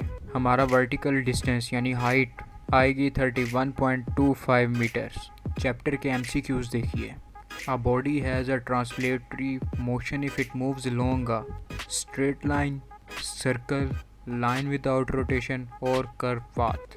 तो हमने पढ़ा था कि ट्रांसलेटरी मोशन वो मोशन होता है जो किसी लाइन को फॉलो करे। तो स्ट्रेट लाइन, जी हाँ बिल्कुल ये भी ट्रांसलेटरी मोशन है। ऑब्जेक्ट मूविंग इन सर्कल, जी हाँ ये भी ट्रांसलेटरी मोशन ही है। और कर्व पाथ, जी हाँ कर्व पाथ भी लाइन से ही बनेगा, लेकिन सबसे suitable answer line without rotation है, क्योंकि इस ऑप्शन में उसने लाइन को स्पेसिफाई कर दिया है। सेकंड MCQ देखिए। The motion of a body about an axis is called. पता है कि जब बॉडी अपने एक्सिस के इर्द गिर्द घूम रही होती है तो उसको रोटेटरी मोशन कहते हैं। Which of the following is a vector quantity. तो वेक्टर क्वांटिटीज़ में हमने पढ़ा था कि displacement is a vector quantity, क्योंकि डिस्प्लेसमेंट हमें डायरेक्शन भी दिखाती है और उसकी मैग्नीट्यूड भी होती है। If an object is moving with the constant speed, then its distance time graph will be a straight line. तो हमने पढ़ा था कि जब भी डिस्टेंस टाइम ग्राफ में स्लोप जो होती है वो स्पीड दिखा रही होती है, और अगर कांस्टेंट स्पीड होगी तो कांस्टेंट स्पीड में स्लोप वाली स्ट्रेट लाइन बनती है। तो इसका आंसर है inclined to time axis. Inclined का मतलब है कि वो स्लोप बना रहा है टाइम एक्सिस के साथ। MCQ नंबर 5 देखिए। A straight line parallel to time axis on a distance time graph tells us that object is option A moving with a constant speed, option B at rest, option C moving with variable speed, option D in motion। तो हमने पढ़ा था कि जब भी line या वो slope जो स्पीड दिखाती है डिस्टेंस टाइम ग्राफ में वो ऐसे टाइम एक्सिस के पैरेलल होगी तो ऑब्जेक्ट मोशन में नहीं होता, रेस्ट पे होता है। तो इसका ऑप्शन बी आएगा, at rest. The speed time graph is shown in the figure, which of the following statement is true. तो ग्राफ जब हमने पढ़े थे तब ऐसा ग्राफ तब बनता था जब डेसिलरेशन हो रही होती थी या रिटार्डेशन हो रही होती थी। अगर हम ऑप्शन ए को देखें तो एक्सेलरेशन पॉजिटिव में दी हुई है, हालांकि यहाँ पे रिटार्डेशन हो रही है जो नेगेटिव एक्सेलरेशन होती है। ऑप्शन बी देखें, car has constant speed of 7.5 metre पर सेकंड। तो अगर आप ग्राफ पे गौर करें तो स्पीड कहाँ पे दी गई है, वेलोसिटी वाई एक्सिस पर। आपकी जो लाइन है वो ये शो कर रही है कि वेलोसिटी तो डिक्रीज हो रही है फ्रॉम 15 मीटर पर सेकंड टू 0 मीटर पर सेकंड। तो जहाँ पे वेलोसिटी चेंज हो रही है तो वो कांस्टेंट कैसे हो सकती है। ऑप्शन सी देखें, distance travelled by the car is 75 metre. तो डिस्टेंस का फॉर्मूला हमें पता है, एरिया अंडर द ग्राफ। यहाँ पर area under the graph right triangle बन रहा है जहाँ पर हाइट 15 है और लेंथ 10 है। तो एरिया अंडर द ग्राफ का फॉर्मूला लगाएं 1/2 15 मल्टीप्लाई बाय 10 तो 75 मीटर्स ही आता है। लेकिन ऑप्शन डी भी देख लें, average speed of the car is 15 metre पर सेकंड। एवरेज स्पीड का फॉर्मूला लगाते हैं total distance over total time. Total distance अभी हमने काउंट किया 75 मीटर्स और टोटल टाइम कितना है 10 सेकंड। तो 75 डिवाइडेड बाय 10 तो 15 मीटर पर सेकंड तो नहीं आता, लिहाजा ऑप्शन सी ही इसका करेक्ट आंसर है। MCQ नंबर 7 देखिए, which one of the following graphs is representing uniform acceleration. तो अगर आप पहले ग्राफ की तरफ देखें तो वो तो डिस्टेंस और टाइम के दरमियान है जिसकी स्लोप वेलोसिटी को शो करती है, उसमें एक्सेलरेशन का तो कुछ है ही नहीं। अगर आप बी ग्राफ देखें, डिस्टेंस और टाइम के दरमियान है वो भी, उसमें तो ऑब्जेक्ट मूव ही नहीं कर रहा, वो वाली लाइन दे रहा है जिसमें ऑब्जेक्ट मूव ही नहीं करता। सी ग्राफ देखें, वो वेलोसिटी और टाइम के दरमियान है और वेलोसिटी टाइम का जो ग्राफ होता है वो उसकी स्लोप आपको एक्सेलरेशन देती है, लेकिन यहाँ पर डेसिलरेशन हो रही और यूनिफॉर्म डेसिलरेशन है। आप ये भी कह सकते हैं कि नेगेटिव एक्सेलरेशन हो रही है और यूनिफॉर्म भी है कि स्ट्रेट लाइन आ रही है बिल्कुल। और डी देखें, वेलोसिटी टाइम ग्राफ है लेकिन उसमें स्ट्रेट लाइन नहीं है तो उसमें यूनिफॉर्म एक्सेलरेशन तो होगी नहीं, तो ग्राफ सी ही बेहतर है, हालांकि उसमें यूनिफॉर्म एक्सेलरेशन नहीं है, यूनिफॉर्म डेसिलरेशन हो रही है। MCQ नंबर 8 देखें, by dividing displacement of a moving body with time we obtain. तो हमें पता है कि जब डिस्प्लेसमेंट को टाइम से डिवाइड करते हैं तो हमारे पास वेलोसिटी आती है। स्पीड मत लगा दीजिएगा यहाँ पे क्योंकि डिस्टेंस ओवर टाइम स्पीड होती है जबकि डिस्प्लेसमेंट ओवर टाइम वेलोसिटी होती है। MCQ नंबर 9 देखें, a ball is thrown vertically upward, its velocity at the highest point is. तो हमने एक एग्जांपल भी की थी इस MCQ जैसी जिसमें एक लड़के ने बॉल ऊपर फेंकी थी। तो वहाँ पे मैंने आपको बताया था कि जब भी हम ऑब्जेक्ट को ऊपर फेंकते हैं तो हाईएस्ट पॉइंट पे जाके हमेशा जो बॉल होगी वो थोड़ी देर के लिए रुक जाएगी और हाईएस्ट पॉइंट पे जो फाइनल वेलोसिटी होगी वो 0 हो जाएगी। तो इसका ऑप्शन है बी, 0। 10th MCQ देखिए, a change in position is called. जब भी आप किसी ऑब्जेक्ट को एक जगह से दूसरी जगह डिस्प्लेस करेंगे तो उसकी पोजीशन चेंज होगी। स्पीड तो उसकी पोजीशन चेंज होने की रफ्तार है, वेलोसिटी भी रफ्तार है लेकिन डायरेक्शन के साथ, और डिस्टेंस उसकी पोजीशन चेंज होने का फासला है। लेकिन जब हम एक ऑब्जेक्ट को दूसरी जगह लेके जाएंगे उसको डिस्प्लेसमेंट कहेंगे, यानी एक ऑब्जेक्ट को उसकी जगह से डिस्प्लेस कर दिया। MCQ नंबर 11 देखें, A train is moving at a speed of 36 km per hour. Its speed expressed in meter per second is। इसमें सिंपली 36 किलोमीटर पर आवर को मीटर पर सेकंड में तब्दील करना है। किलोमीटर को मीटर में तब्दील करने के लिए उसको 1000 के साथ मल्टीप्लाई कराएंगे क्योंकि 1 किलोमीटर में 1000 मीटर होते हैं और 1 घंटे में 3600 सेकंड होते हैं। तो 3600 से डिवाइड करवाएंगे, 3600 से डिवाइड करवाएंगे। MCQ नंबर 12 देखें, A car starts from rest. It acquires a speed of 25 meter per second. After 20 seconds, the distance moved by the car during this time is। तो देखें इस MCQ में हमें इनिशियल वेलोसिटी जो कि 0 दी गई है, फाइनल वेलोसिटी 25 मीटर पर सेकंड दी गई है और टाइम 20 सेकंड दिया गया है। इस इंफॉर्मेशन से हम एक्सेलरेशन कैलकुलेट करेंगे vf minus vi divided by time वाले फार्मूले से। अब हमारे पास एक्सेलरेशन आ जाएगी। तो अब हमारे पास acceleration, initial velocity, final velocity, time मौजूद है। तो यहाँ पर सेकंड इक्वेशन ऑफ मोशन ही लग सकती है। सेकंड इक्वेशन ऑफ मोशन में वैल्यूज़ पुट करेंगे तो आपका आंसर 250 मीटर्स आ जाएगा। कुछ लोग डायरेक्ट ही स्पीड को टाइम के साथ डिवाइड करके 500 मीटर आंसर ले आते हैं, जो कि गलत है। शॉर्ट क्वेश्चंस 2.2 देखिए। Explain translatory motion and give examples of various types of translatory motion. जैसे हमने पढ़ा था, ट्रांसलेटरी मोशन होता है जो किसी लाइन को फॉलो करता है और विदाउट एनी रोटेशन, और वो लाइन सर्कुलर भी हो सकती है, कर्व भी हो सकती है और स्ट्रेट भी हो सकती है।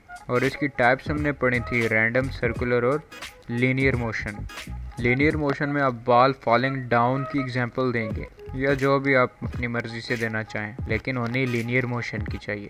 सर्कुलर मोशन में a stone tied to the end of the string, यानी धागे के आगे बंधा हुआ पत्थर जिसको आप घुमा रहे हैं, उसकी एग्जांपल देंगे। और रैंडम मोशन, गैस मॉलिक्यूल्स की एग्जांपल देंगे। ब्राउनियन मोशन की एग्जांपल देंगे क्योंकि गैस के मॉलिक्यूल्स रैंडम मोशन में होते हैं। क्वेश्चन नंबर 2.3 देखें। Differentiate between the following rest and motion. तो रेस्ट एंड मोशन में क्या फ़र्क है? तो हमने पढ़ा था कि the object is said to be on rest if it is not moving with respect to the surroundings, or if it is not changing its location with respect to its surroundings. And motion is said to be motion if it is changing its position with respect to its surrounding. Circular motion और rotatory motion में क्या फ़र्क होता है? Circular motion और rotatory motion में ये फ़र्क होता है कि rotatory motion is the motion of object around its own axis and circular motion is the motion of an object in a circular path. Distance और displacement में क्या फ़र्क है? Displacement is the shortest distance and is a vector quantity because it have magnitude and also direction. जबकि distance के पास सिर्फ magnitude होती है and it is a scalar quantity and distance is the length between the two points. Speed और velocity में क्या फ़र्क है? Speed is a scalar quantity while the velocity is a vector quantity which have magnitude and also direction, and speed is also called the distance over time, but velocity is the displacement over time. Linear और random motion में क्या फ़र्क है? Linear motion is said to be linear motion if object is following the straight path, अगर object सीधी line में जा रहा हो, while the random motion is the motion in which the object is forming the irregular pattern or following the irregular pattern. It may also called the disordered motion, but keep it in mind कि ये दोनों translatory motion ही हैं। Scalar और vector में क्या फ़र्क है? Scalar is the quantity which have only magnitude and vectors are the physical quantities which have magnitude and as well direction. Question number 2.4 देखिए। Define the term speed, velocity and acceleration. तो speed होती है distance covered in unit time, और velocity displacement covered in unit time, और acceleration rate of change of velocity होती है। 2.5 can a body moving at constant speed have acceleration. क्या वो body जो कांस्टेंट स्पीड पे जा रही हो उसके पास एक्सेलरेशन हो सकती है? बहुत से स्टूडेंट्स सोचते हैं कि इसका आंसर है नहीं, क्योंकि एक्सेलरेशन नाम ही rate of change of velocity का है। ये बात थोड़ी ठीक भी है लेकिन पूरी तरह नहीं।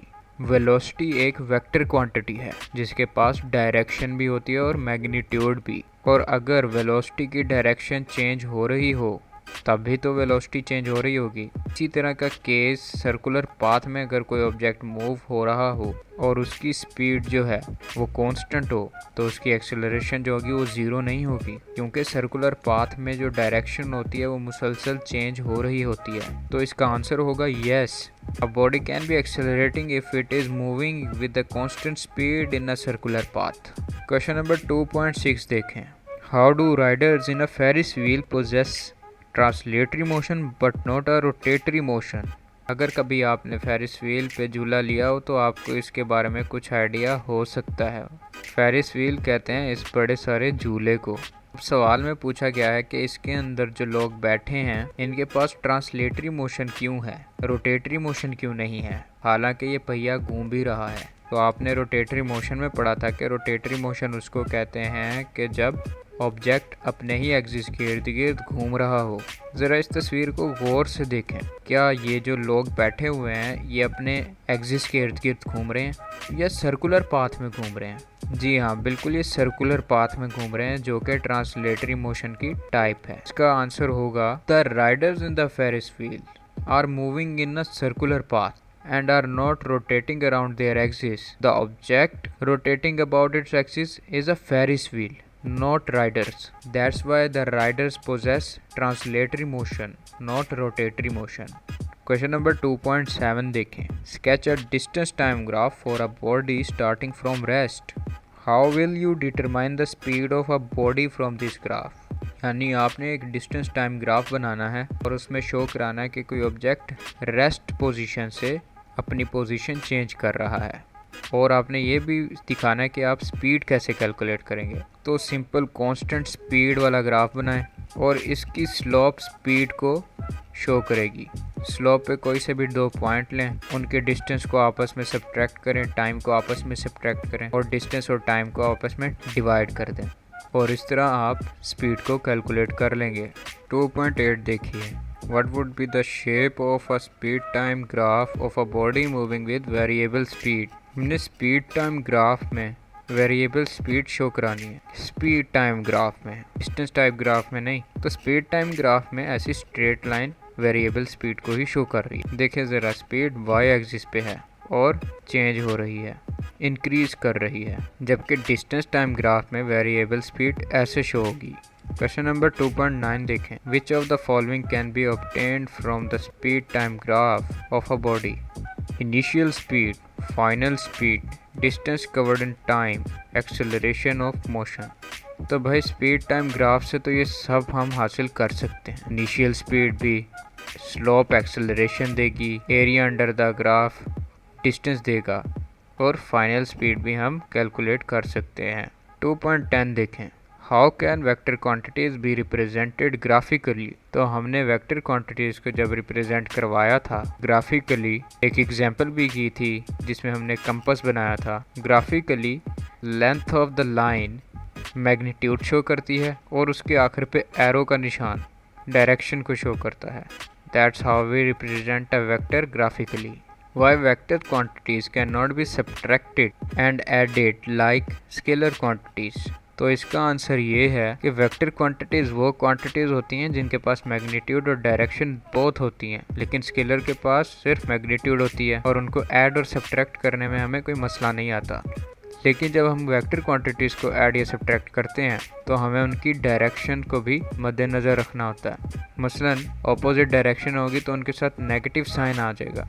2.12 देखें. How vector quantities are important in our daily life? हम वेक्टर क्वांटिटीज़ को अपनी डेली लाइफ में बहुत इस्तेमाल करते हैं। हम जहाँ पे भी कोई फोर्स अप्लाई करते हैं असल में वो वेक्टर क्वांटिटी का इस्तेमाल कर रहे होते हैं, क्योंकि फोर्स वेक्टर क्वांटिटी है। हम स्कूल जाते हैं तो डिस्प्लेसमेंट होती है जो कि वेक्टर क्वांटिटी है। दरवाज़ा खोलते हैं उसमें टॉर्क अप्लाई होता है और टॉर्क भी वेक्टर क्वांटिटी है। हम किसी भी डायरेक्शन में कोई सफ़र करते हैं तो उसकी वेलोसिटी भी होती है जो कि वेक्टर क्वांटिटी है, और इसीलिए vector quantities are too much important in our daily life. 2.13 derive equation of motions from uniform accelerated rectilinear motion. तो ये जो हमने रेक्टिलिनियर मोशन लिया था जिसमें यूनिफॉर्म एक्सेलरेशन ली थी पीछे और इक्वेशन ऑफ मोशंस को डिराइव किया था, वैसे ही ग्राफ से इनको डिराइव करना है। आप वीडियो में पीछे जाके इसको देख सकते हैं। क्वेश्चन नंबर 2.14 भी हम पीछे कर चुके हैं, जहां पर हमने स्पीड टाइम ग्राफ बनाया था जिसकी स्लोप एक्सेलरेशन और area under the graph distance देती है। चैप्टर के न्यूमेरिकल्स देखें. 2.1 A train moves with a uniform velocity of 36 km/h for 10 seconds. Find the distance traveled by it. तो हमने ट्रेन का डिस्टेंस कैलकुलेट करना है, लेकिन वेलोसिटी km/h में दी गई है। इसको मीटर पर सेकंड में तब्दील करेंगे और डिस्टेंस का फॉर्मूला यानी स्पीड मल्टीप्लाई बाय टाइम को अप्लाई करेंगे। इसमें वैल्यूज़ पुट करेंगे और डिस्टेंस हमारे पास 100 मीटर्स आ जाएगा। 2.2 देखें। Our train starts from rest, it moves through 1 kilometre इन 100 seconds with uniform acceleration, what will be its speed at the end of 100 seconds. Train rest पे थी यानी उसकी इनिशियल वेलोसिटी 0 होगी और हमने VF यानी फाइनल वेलोसिटी फाइंड करनी है eight the end of the 100 seconds. Distance यहाँ पर हमें 1 किलोमीटर दिया गया है, जिसको मीटर में तब्दील करेंगे और 1000 मीटर्स आ जाएगा। टाइम 100 सेकेंड्स है और एक्सेलरेशन यूनिफॉर्म है यानी एक्सेलरेशन हमें नहीं दी गई, तो फ़िलहाल हमें इनिशियल वेलोसिटी, टाइम और डिस्टेंस दिया गया है। हम सेकंड इक्वेशन ऑफ मोशन लगाकर एक्सेलरेशन को फाइंड करेंगे, क्योंकि इस वक्त सेकंड इक्वेशन ऑफ मोशन ही लग सकती है यहाँ पर एक्सेलरेशन को फाइंड करने के लिए। वैल्यूज़ पुट करेंगे और एक्सेलरेशन हमारे पास आ जाएगी 0.2 मीटर पर सेकंड स्क्वायर। अब हमारे पास एक्सेलरेशन भी है, टाइम भी है, इनिशियल वेलोसिटी भी है और डिस्टेंस भी है। फाइनल वेलोसिटी को फाइंड करने के लिए या तो फर्स्ट इक्वेशन ऑफ मोशन लग सकती है या फिर third equation of motion. First equation of motion ज़्यादा इजी है, इसलिए यहाँ पर वही यूज़ करेंगे। वैल्यूज़ पुट करेंगे और आंसर यानी फाइनल वेलोसिटी हमारे पास आ जाएगी 20 मीटर पर सेकेंड। 2.3 देखें। A car has a velocity of 10 meter per second. It accelerates at 0.2 meter per second square for half a minute. Find the distance traveled during this time and the final velocity of the car. तो एक गाड़ी थी जो कि 10 metre पर second की रफ्तार से जा रही थी, फिर अचानक से वो एक्सेलरेट की आधे मिनट तक 0.2 मीटर पर सेकंड स्क्वायर से, और हमने इस इंफॉर्मेशन से डिस्टेंस कैलकुलेट करना है इस आधे मिनट के अंदर जो उसने कवर किया है, और फाइनल वेलोसिटी भी फाइंड करनी है। इनिशियल वेलोसिटी 10 मीटर पर सेकंड है, एक्सेलरेशन 0.2 और यानी टाइम हाफ मिनट यानी 30 सेकंड्स हैं। तो फाइनल वेलोसिटी तो सिंपल एक्सेलरेशन का फॉर्मूला लगा के भी सॉल्व कर सकते हैं। अब रह गया है डिस्टेंस। डिस्टेंस या तो थर्ड इक्वेशन ऑफ मोशन से कैलकुलेट कर सकते हैं या फिर सेकंड इक्वेशन ऑफ मोशन से। Easily second equation of motion से सॉल्व करते हैं। इक्वेशन में वैल्यूज पुट करेंगे और डिस्टेंस आ जाएगा हमारे पास 390 मीटर्स। 2.4 देखें। Our tennis ball is hit vertically upward with the velocity of 30 meter per second. It takes 3 seconds to reach the highest point. Calculate the maximum height reached by the ball. How long it will take to return to the ground.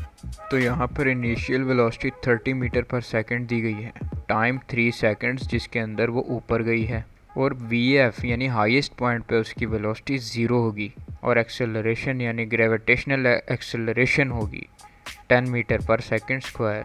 अब यहाँ पर second equation of motion भी लग सकती है और third equation of motion भी लग सकती है। थर्ड इक्वेशन ऑफ मोशन से सॉल्व करते हैं। 2AS is equals to VF square minus VI square. VI हमारे पास 30 मीटर पर सेकंड है और VF 0 था। 2A यहाँ मल्टीप्लाई हो रहा था इसके साथ, वहाँ जाके डिवाइड हो जाएगा और आंसर हमारा -45 आएगा, और डिस्टेंस कभी भी नेगेटिव नहीं होता, इस वजह से डिस्टेंस 45 ही आएगा। और अब वो टाइम कैलकुलेट करेंगे जिसमें बॉल ज़मीन पर गिरेगी। बॉल को ऊपर जाने में 3 सेकंड लगे थे, तो नीचे आने में भी 3 सेकंड ही लगेंगे, लेकिन टोटल टाइम 6 सेकंड होगा, 3 जाने के और 3 आने के। आप चाहें तो इस लौटने वाले टाइम को सेकंड इक्वेशन ऑफ मोशन से भी सॉल्व कर सकते हैं, डिस्टेंस 45 डाल के जो कैलकुलेट किया था। 2.5 देखिए। A car moves with uniform velocity of 40 meter per second for 5 seconds. It comes to the rest in the next 10 seconds with uniform deceleration. Find deceleration and the total distance traveled by the car. हमें यहाँ पर uniform velocity यानी VI 40 metre पर second दिया गया है, जो कि 5 सेकंड तक थी स्पीड, और फिर अचानक से गाड़ी डेसिलरेट करती है 10 सेकंड तक। तो टाइम हमें दिया गया है 10 सेकंड्स, जिसके अंदर हमने डेसिलरेशन फाइंड करनी है, और VF हो जाएगा 0 क्योंकि गाड़ी रुक जाती है, रेस्ट पर आ जाती है। तो सिंपल एक्सेलरेशन के फॉर्मूले से या फिर फर्स्ट इक्वेशन ऑफ मोशन से हम डेसिलरेशन फाइंड कर सकते हैं। VF 0 है माइनस VI यानी 40 मीटर पर सेकंड डिवाइडेड बाय टाइम यानी 10 सेकंड्स। तो एक्सेलरेशन यानी डेसेलरेशन हमारे पास आ जाएगी -4 मीटर पर second square. Total distance calculate करने के लिए हमारे पास टोटल स्पीड और टोटल टाइम होना चाहिए।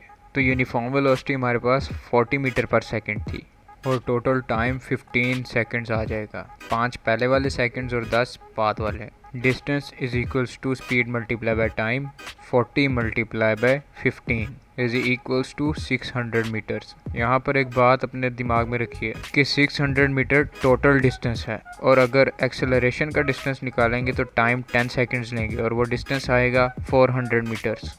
2.6 देखिए। Our train starts from rest with an acceleration of 0.5 meter per second square. Find its speed in kilometer per hour when it has moved through 100 meters. Train पहले rest पे थी, इस वजह से VI यानी इनिशियल वेलोसिटी 0 होगी। Accelerate की 0.5 metre पर सेकंड स्क्वायर से, यानी एक्सेलरेशन 0.5 मीटर पर सेकंड स्क्वायर है। डिस्टेंस 100 मीटर दिया गया है। फाइनल वेलोसिटी फाइंड करनी है, वो भी किलोमीटर पर आवर में।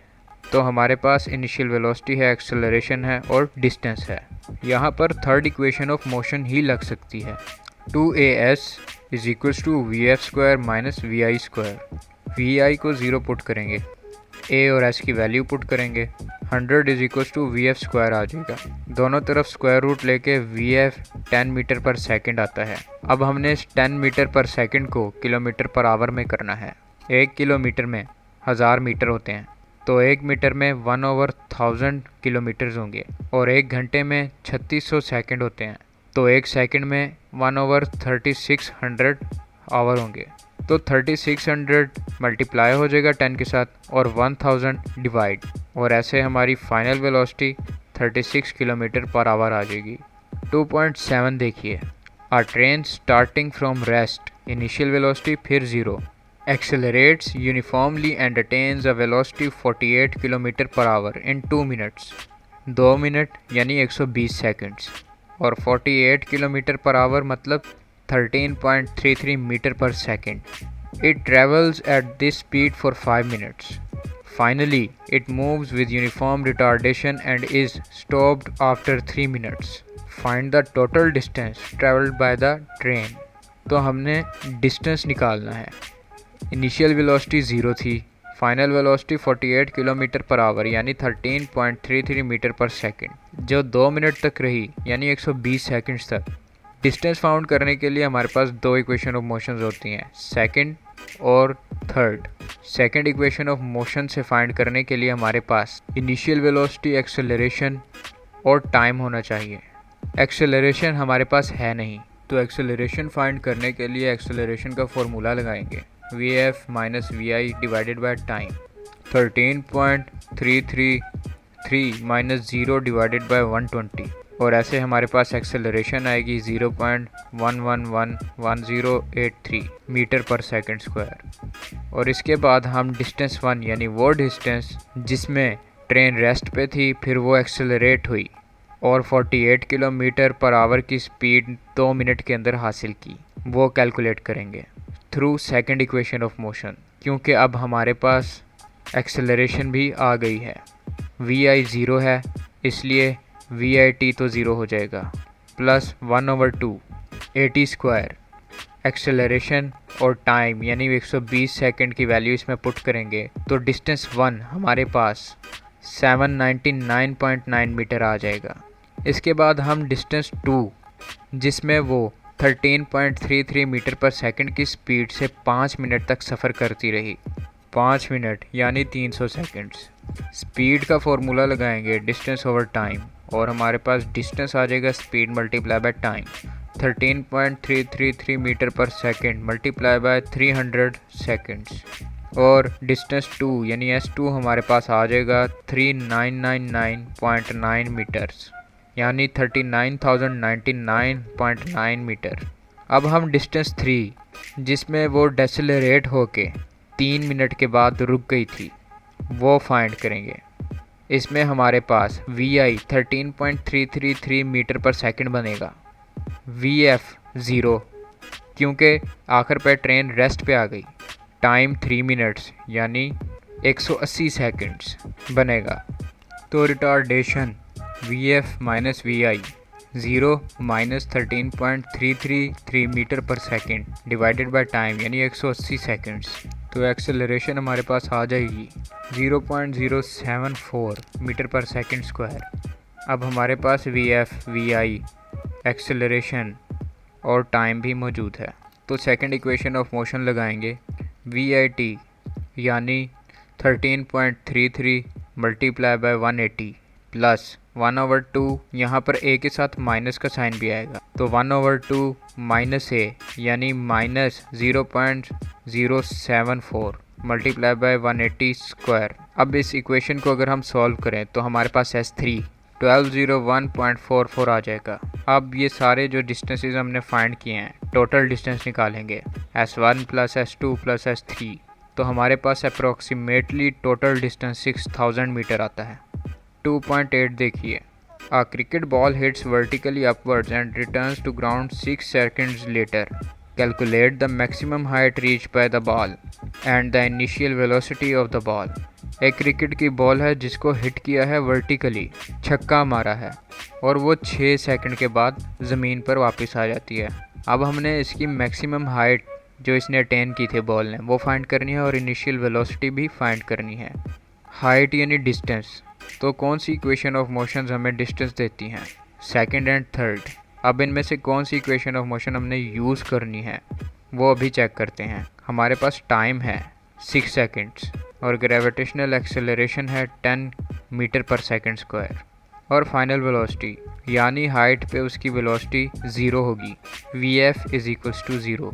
अब ये जो 6 सेकंड्स हमें दिए गए हैं बॉल के वो दरअसल टोटल टाइम है ऊपर जाने का भी और नीचे आने का भी। तो ऊपर जाने का टाइम निकालने के लिए हम 6 को 2 से डिवाइड करेंगे तो ऊपर जाने का टाइम 3 सेकंड्स आएगा। अब फर्स्ट इक्वेशन ऑफ मोशन से Vi तो आसानी से निकल सकता है, Vf is equals to Vi plus AT। Vf था 0, G -10 इसलिए क्योंकि बॉल ऊपर की तरफ जा रही है और हमने चैप्टर में बताया था कि जब कोई भी चीज़ ऊपर फेंकी जाएगी तो उसके ऊपर एक्ट होने वाली ग्रेविटेशनल फोर्स नेगेटिव होती है यानी ऑपोजिट डायरेक्शन में होती है। तो Vi plus G multiply by T यानी -10 मल्टीप्लाई बाय 3 तो Vi हमारे पास आ जाएगा 30 मीटर पर सेकंड। अब हमारे पास Vi भी है, Vf भी है, G भी है और टाइम भी है। तो वर्टिकल मैक्सिमम हाइट निकालने के लिए या तो इक्वेशन ऑफ मोशन 2 लग सकती है या फिर equation of motion 3। Equation of motion 3 लगाते हैं, वैल्यूज़ पुट करेंगे, 2G एज के साथ यहाँ मल्टीप्लाई हो रहा है तो Vf² माइनस Vi² के साथ डिवाइड हो जाएगा तो एज हमारे पास 45 मीटर्स आ जाएगा। The maximum height covered by the ball is 45 metres. 2.9 देखिए, when brakes are applied the speed of the train decreases from 96 km per hour to 48 km per hour in 800 minutes. How much will further the train will move before coming to rest, assuming the retardation to be constant? अब चलती हुई train पे breaks apply की गई हैं तो जाहिर सी बात है रिटार्डेशन होगी और initial velocity 96 kilometre per hour है और final velocity 48 kilometre per hour और डिस्टेंस दिया गया है 800 मीटर्स। ये 800 मीटर्स वो वाला डिस्टेंस है जिसके अंदर ट्रेन की रफ्तार 96 किलोमीटर पर आवर से 48 किलोमीटर पर आवर हो गई। अब हमने वो डिस्टेंस कैलकुलेट करना है जो ट्रेन रेस्ट पे आने से पहले तय करेगी। अगर आप गौर करें तो नेगेटिव एक्सेलरेशन यानी रिटार्डेशन कांस्टेंट है यानी किसी भी पॉइंट पे लेंगे तो वो सेम ही रहेगी। इक्वेशन ऑफ मोशन 3 लगाएंगे क्योंकि इतना टाइम दिया गया है जो हम दूसरी किसी इक्वेशन ऑफ मोशन में लगा सकें। तो इक्वेशन ऑफ मोशन 3 पहले तो रिटार्डेशन ढूंढने के लिए लगाएंगे, Vf 48 किलोमीटर पर आवर रखेंगे, Vi 96 किलोमीटर पर आवर और डिस्टेंस में वही 800 मीटर्स डालेंगे। किलोमीटर पर आवर को मीटर पर सेकंड में तब्दील करेंगे तो रिटार्डेशन हमारे पास आएगी -0.333269 मीटर पर सेकंड स्क्वायर। अब रिटार्डेशन हमारे पास आ चुकी है। अब हम थर्ड इक्वेशन में वैल्यूज़ पुट करके डिस्टेंस निकाल सकते हैं, वो वाला डिस्टेंस जो रेस्ट से पहले ट्रेन ने कवर करना है क्योंकि ट्रेन रेस्ट पर आ जाएगी तो VF 0 हो जाएगा और VI 48 किलोमीटर पर आवर, जिसको हम मीटर पर सेकंड में तब्दील करेंगे तो VI आएगा 13.333 मीटर पर second. Third equation of motion में वैल्यूज़ पुट करेंगे।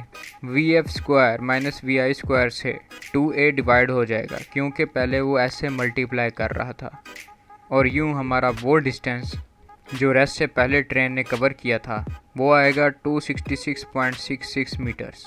2.10 देखिए, in the above problem find the time taken by the train to stop after the application of brakes. यानी पिछले सवाल में जब हमने ब्रेक्स अप्लाई की थी तब वेलोसिटी 96 किलोमीटर पर आवर थी और आहिस्ता आहिस्ता वो 48 किलोमीटर पर आवर हो गई और फिर जाके वो रुक जाती है।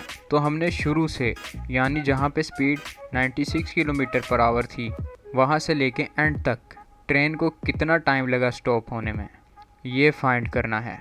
तो इनिशियल वेलोसिटी है हमारे पास 96 किलोमीटर पर आवर, जिसको हमने मीटर पर सेकंड में तब्दील किया था और वो थी 26.66 मीटर पर सेकंड। एंड पर जहाँ पर ट्रेन रुक जाएगी फाइनल वेलोसिटी हो जाएगी 0, तो VF हमारे पास आ गया 0। और जो रिटार्डेशन हमने निकाली थी जो कांस्टेंट रहेगी पूरे मूवमेंट में वो थी 0.333 मीटर पर सेकंड स्क्वायर। अब हमारे पास इनिशियल वेलोसिटी है, फाइनल वेलोसिटी है और एक्सेलरेशन भी है। तो यहाँ पर सिंपल एक्सेलरेशन का फॉर्मूला लगाएं, A = VF minus VI divided by time. Negative acceleration यानी रिटार्डेशन हमारे पास थी माइनस 0.333 मीटर पर second square is equals to VF minus VI यानी 0 माइनस 26.66 मीटर पर सेकंड डिवाइडेड बाय टाइम। अब टाइम यहाँ पर डिवाइड हो रहा है तो दूसरी जगह पर जाके मल्टीप्लाई हो जाएगा और रिटार्डेशन यानी माइनस 0.333 मीटर पर सेकंड स्क्वायर इधर आके डिवाइड हो जाएगी और आपका टाइम ट्रेन स्टॉप होने में जो लगा था वो था 80 सेकंड्स। उम्मीद है कि आपको पूरा चैप्टर आसान लफ्ज़ों में समझ आया होगा। मज़ीद लेक्चर्स के लिए मेरे चैनल आसान लफ्ज़ों को सब्सक्राइब ज़रूर कर दें और वीडियो को लाइक और शेयर ज़रूर करें। इंशाल्लाह नेक्स्ट लेक्चर में मुलाकात होगी। अल्लाह हाफिज़।